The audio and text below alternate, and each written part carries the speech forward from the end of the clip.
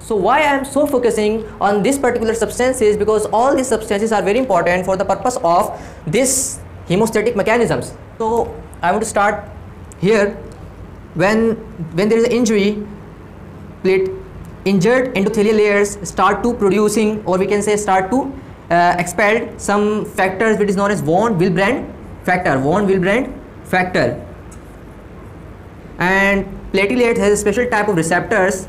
Platelets has special type of receptors that, yes, it has special type of receptors, known as GP1B. This receptor, previously we discussed it. This is very important receptor for the attachment of platelets with von Willebrand factors. So alright, so I want to write it here so you can not confused. GP1B. So more and more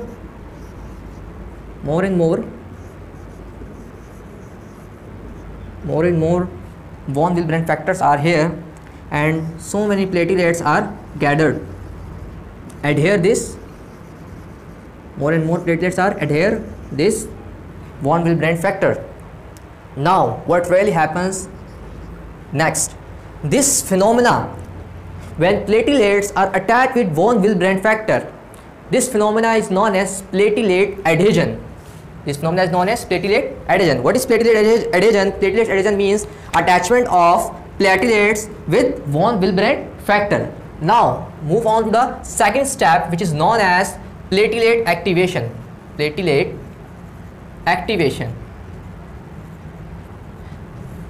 these platelets attach with von Willebrand factor, it become activated. It become so much large in size. And start to produce some chemical substances. And these chemical substances are, first one is ADP, and second one is thromboxane A2. These two substances, ADP and thromboxane A2, first of all, it is a powerful vasoconstrictors. They constrict the blood vessels, and also this ADP and thromboxane A2, they attract more platelets. How it can occur?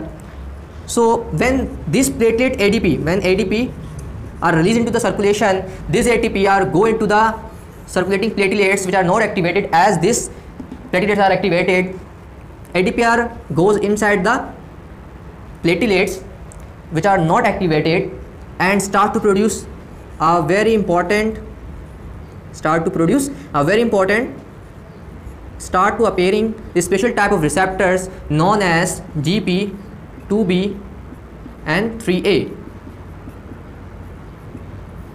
When this ADP are go into the non-activated platelet, which are circulating platelet, they start to appear a very important receptor known as GP2B and 3A. When these receptors are exposed, the activated platelets are also exposed. This important receptor known as GP2B and 3A. Some fibrin molecules, which are also circulating in blood, these fibrin molecules attach with the activated platelets and also with the non-activated platelets. What really happens when this platelet become activated, it start to appear a very important receptor which is known as GP2B and 3A. What substance is required for the attachment of this non-activated platelets with the activated platelets is fibrinogen. What is fibrinogen? This fibrinogen molecule cross-link these platelets, and when this fibrinogen cross-link with these two platelets, the non-activated platelet become activated, and due to this activation, more and more platelets are gathered there. The phenomenon in which platelets are gathered there is known as platelet aggregation.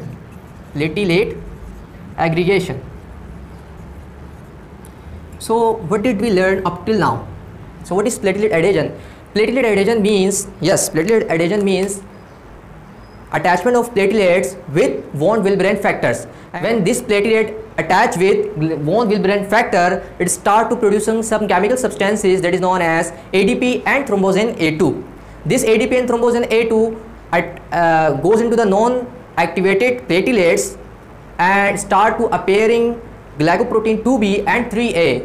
This protein, with the help of fibrinogen molecules, are attached with the activated platelets and become activated. So this is known as active platelet activation, and after this activation more and more platelets are gathered there, and this phenomenon is known as platelet aggregation.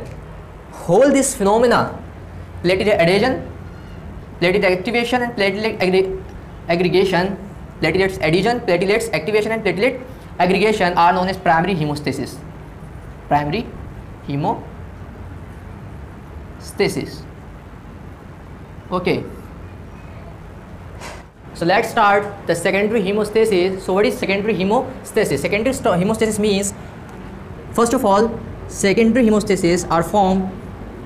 These are the von Willebrand factors. These are the von Willebrand factor upon which platelets are gathered. Upon which some platelets are gathered. Previously we discussed that this platelet. So secondary hemostasis means when this primary hemostasis are formed.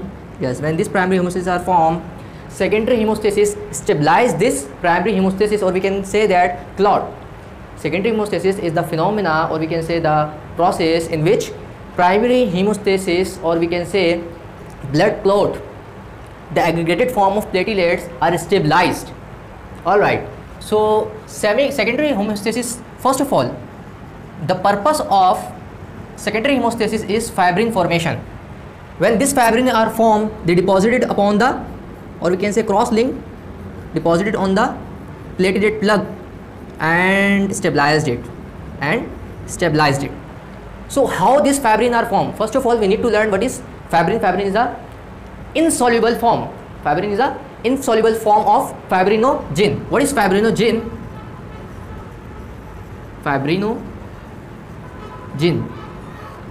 Fibrinogen is a plasma protein. Fibrinogen is a plasma protein. Fibrinogen is a soluble plasma protein. When some enzymes act upon this fibrinogen, it convert into fibrin monomers, and this fibrin are deposited on the primary hemostatic plug. Alright, how this fibrinogen is converted into fibrin? There are two phenomena. We can say there are two pathways that convert this fibrinogen into fibrin. Both of these pathways form a very important molecule that is known as thrombin. This thrombin is an enzyme. Thrombin is an enzyme that act upon this fibrinogen molecule and break down it. Fibrinogen are converted into fibrin molecule, and when this fibrin molecule are formed, they deposited on the primary hemostatic plug. Alright, so how this whole film occurred? So first of all, there are two pathways. We can write it here in a more detailed manner. First of all, for extrinsic pathway, and second one is intrinsic pathway.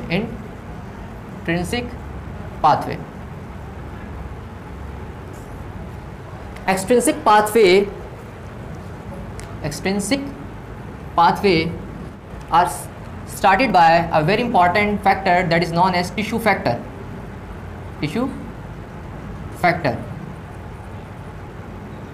Extrinsic pathway is stimulated by the tissue factor, and intrinsic pathway is stimulated by the factor 10, factor 12, and factor 12 also known as Hagman factor. Hagman